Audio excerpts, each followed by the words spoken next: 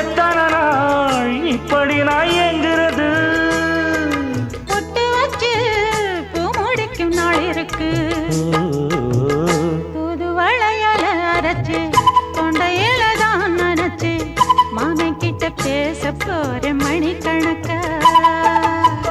தூண்டாமணி விளக்கு தூண்டி விட்டு எரிய வச்சு ஓ முகத்தை பார்க்க போற நாள் கணக்கா.